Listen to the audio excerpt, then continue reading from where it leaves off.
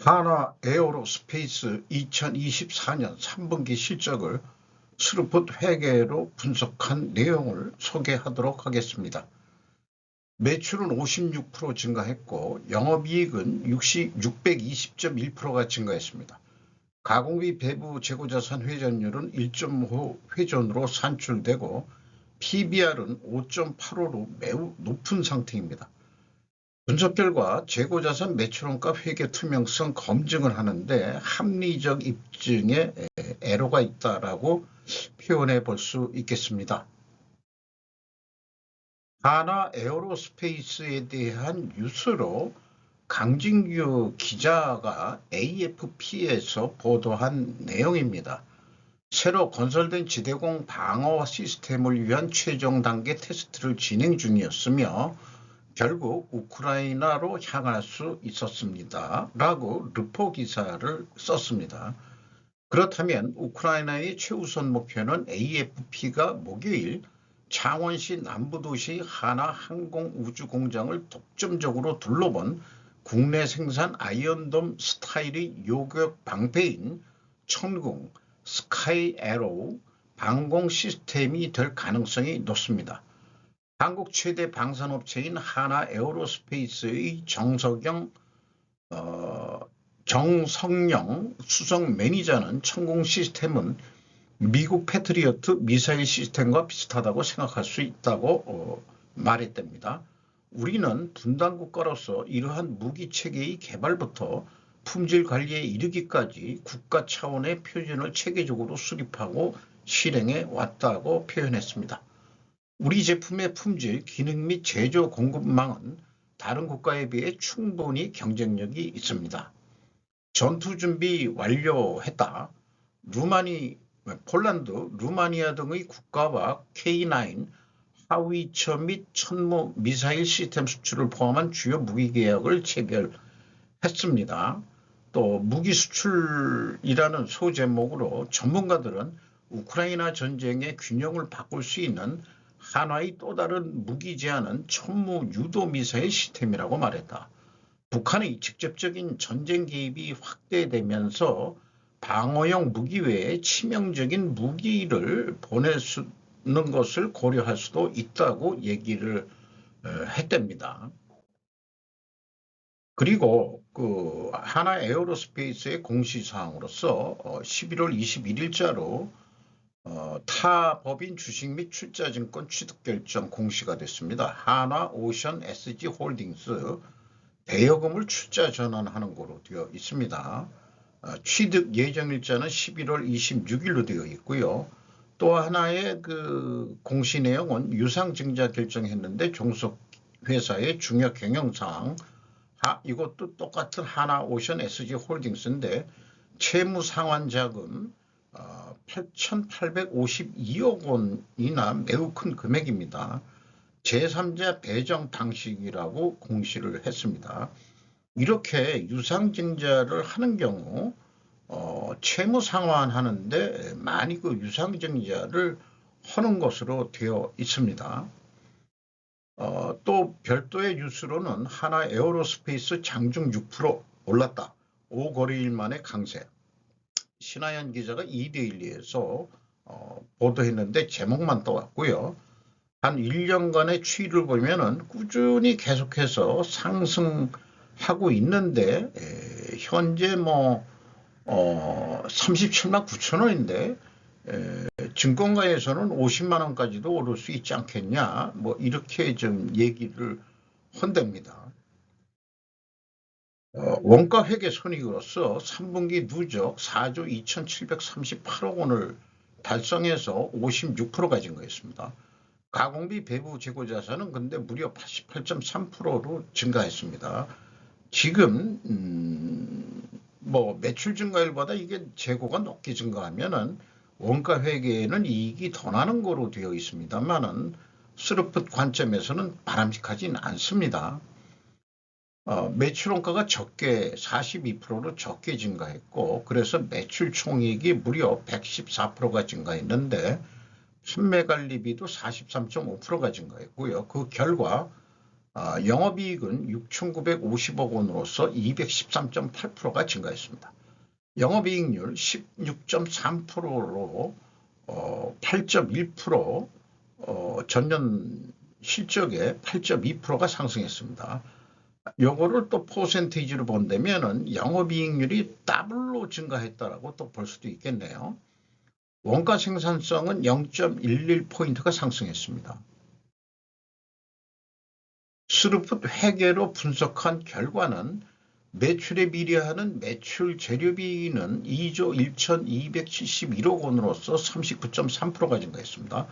매출 증가율보다 16.7% 낮게 증가했기 때문에 여기서 우리는 원재료 가격이 하락했다라고 1차 추론을 해볼 수 있겠습니다.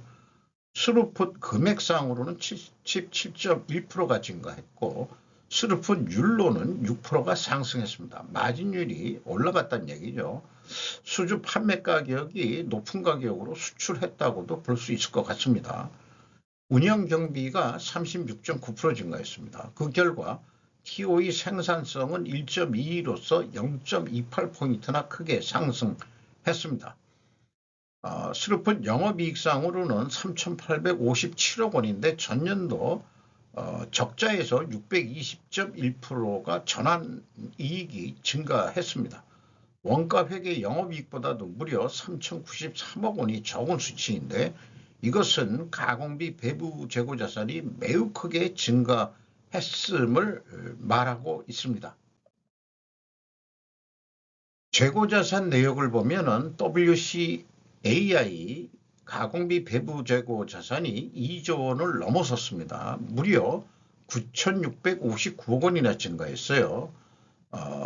제품과 상품을 묶어서 표현하고 있고 이게 4천억 원대, 반제품이 3,700억 원대, 제공품이 1,570억 원대 이렇게 해서 9,659억 원이 증가를 했습니다. 전체 재고는 1조 2천억이나 급격히 증가하고 있습니다.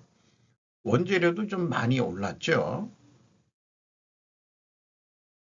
비용의 성격적 분류 내용은 ABC로 표현했는데 표준적인 방식입니다. 마이너스 1조 1천억이라면은 이것은 실질적으로 재고가 1조 1천억이나 증가했다는 뜻이고요. 원재료 사용액, 상품 매입액 세 가지를 합쳐서 MC 매출원가 재료비는 1조 8천억 원대로서 47.7%가 증가했습니다. 운영경비는 36.9%가 증가했고요. 운영경비 1조 7,609억 원에서 판매관리비 4,499억 원을 빼면은 1조 3,110억 원이 가공비가 되겠습니다. 가공비율은 총 제조비용의 32%에 해당하고 1.3% 상승했고 상대적으로 재료비율은 1.3% 하락했습니다. 여기서도 우리는 원재료 가격이 하락했다라고 2차 추론을 해볼 수 있겠습니다. 재고자산 매출원가 회계 투명성 검증 1단계로서 WCAI 이건 재고자산 명세에 의해서 제가 뽑은 금액이죠. 9,659억 원, 9,660억 원이 증가했는데 비성분의 회사가 표시한 것은 1조 2천억이 증가했다고 되어 있죠. 이것은 이 기초에서 기말을 빼는 방식으로 표현하기 때문에 그렇습니다. 그래서 제조비용 차이가 1,362억 원이나 차이가 되는데 이 갭을 합리적으로 추적할 단서는 찾을 수가 없었습니다. 이게 좀 아쉬워요. 주석한 데이터들을 아무리 훑어보고 재고자산 명세를 해도 추적을 해봐도 이 금액에 해당하는 것들이 눈에 띄지를 않습니다. 따라서 PQ 총 제조비용도 동일한 금액으로 차이가 나고 PQ 총 생산 재료비도 동일한 금액으로 차이가 납니다. 현금 흐름표 기준 전체 재고자산의 증감액은 재고자산 평가손실 환입을 가감하면은 일치하는데 전년도 3분기에는 4,908억 원이 차이가 납니다. 요거는 한국 당산 합병으로 인한 재고로 추정이 됩니다. 운영경비로서 인건비가 7,811억 원이 나갔는데 무려 60.9%가 증가했고요. 직원 수 7,331명은 상반기 인원수가 되겠습니다. 평균 임금이 1억 4,200만 원대로 무려 46.6%가 증가할 거로 되어 있습니다. 이렇게 급격히 이렇게 증가할 수 있겠느냐? 고임금군들이 많이 들어와서 그런 건지 연말에 실제 그 연말 그 사업 보고서는 연간 인원을 공시하니까 그때 연간 2023년도 실적할 때 정확한 그 평균 임금이 나올 것으로 판단됩니다. 외주 가공비가 32.4% 증가했고요. 지급 수수료가 3.4% 증가했습니다. 경영평가 지표로서 소수점 한 자리로는 동일하지만은 두 자릿수까지 계산해 보면 4.4% 상승을 했고 수루프율은 약 6%가 상승을 했습니다. 동일한 방향으로 이렇게 상승하면은 투명하게 가정을 세웁니다. 문제는 이자 부채 레버리지율이 62.1%인데 이게 50%가 넘으면 일반적으로 경영권을 좀 뺏길 위험이 많죠. 그럼에도 불구하고 안 뺏기고 이렇게 버틸 수 있는 거는 방위산업이기 때문에 그렇지 않겠냐 이런 생각을 해보게 됩니다. 이자 보상 비율, 배율이라고도 그러고 이자 보상 비율이라고도 표현하기도 하는데 마이너스에서 그 3.1로 상승을 했습니다.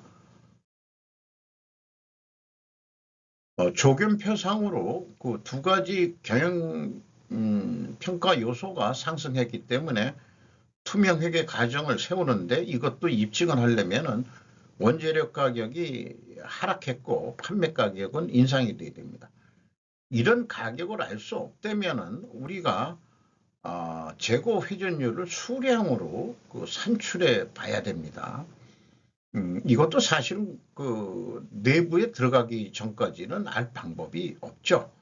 그래서 공시하는 것이 수량 대수까지 공시하는 것은 이것도 기업 비밀일까? 이런 또 생각을 해보게 됩니다만 어쨌든 회사는 WCAI를 재고자산 변동 범위로 가져가고 있는 거라고 자신들은 표현을 하고 있어요. 이렇게 해야만이 그 매출원가 및 영업이익이 합리적으로 평가가 될 수 있는데 앞서 그 언급한 대로 1단계에서 1,000억 원대 이상의 갭이 있는데 그게 무엇인지 합리적으로 추적할 단서는 없다 이거죠. 그게 좀 아쉬운 점이라고 할 수 있겠습니다. 그러면 원재료 가격이 하락했느냐? 방위산업의 그 전매 특허로 표현하듯이 보안 관계상 알려드리지 못합니다. 요거죠. 그리고 그 또 9월 1일자로 그 3분기 말에 이 사업부문 시큐리티 칩 마운트 반도체 장비 요게 이제 그 중후장대한 게 아니고 좀 소프트웨어적인 그런 쪽을 그 좀 기업 분할을 하는 것 같습니다. 작년에는 그 한국 방산을 그 흡수합병했지만 1년 만에 그 일부 사업 부분을 또 이 분할하는 방식으로 이렇게 하고 있네요. 제품 가격도 못 알려드리겠습니다. 이런 얘기. 참고적으로 수주 잔액이 59조 7천억 원이나 되는데 연간 매출액이 5조 원대로 예상이 돼 한 10년치 물량을 가지고 있다. 지금 그걸 빨리빨리 만들어서 그 납품을 해야 우리가 좀 국가적으로 돈을 벌 수 있을 거라고 생각하는데 이 수주 잔액 표시하는 방법은 기 납품액이 18조라는데 3분기까지 뭐 4조 5천억 정도뿐이 안 됐잖아요. 그러니까 이게 기간 개념이 들어가는 거로 해야 합리적인데 이런 것들은 현대중공업 가서 좀 배워가야 되지 않을까. 지속적으로 저는 현대중공업 가서 좀 배워가지고 와라. 그렇게 좀 말씀드릴 수 있을 것 같아요. 그래서 지금까지 분석한 것을 보면은 1, 2차 추론의 원자력 가격이 분명히 하락을 했어요.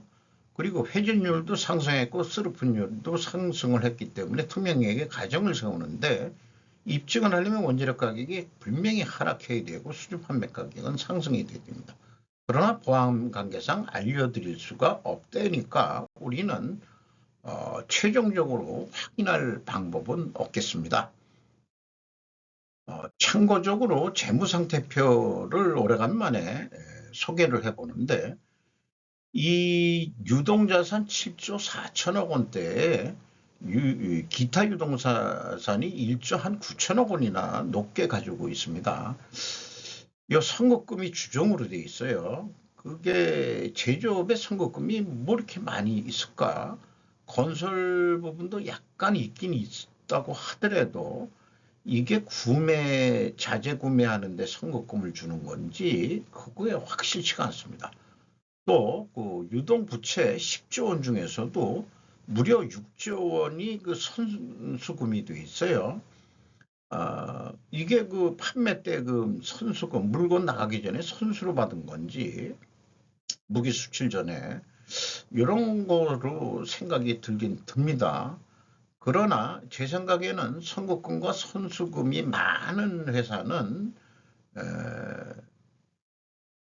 재무상태표에 별도 표기해 줘야 하지 않을까 하는 견해를 말씀드리고, 제가 그 직장 조직에 있을 때 그 감사님 얘기가 선거금, 선수금 이런 금액들이 오래 그 큰 금액으로 가져가는 데는 바람직하지 않다. 뭔가 좀 불투명한 부분이 있는 기업이 선수금, 선거금들이 좀 꽤 많더라.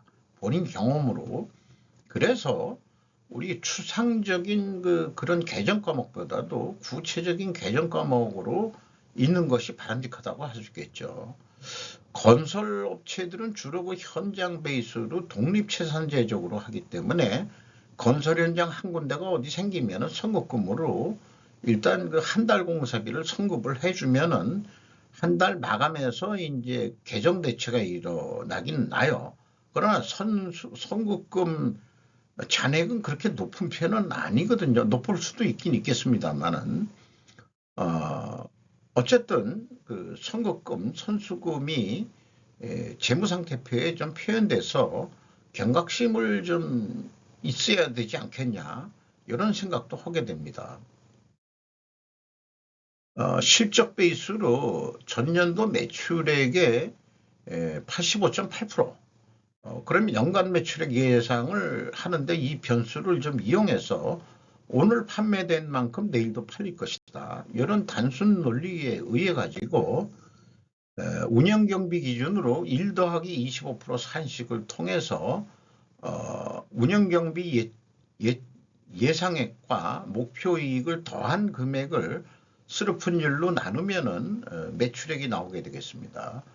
손익분기점 그 산식을 제가 활용한 거예요.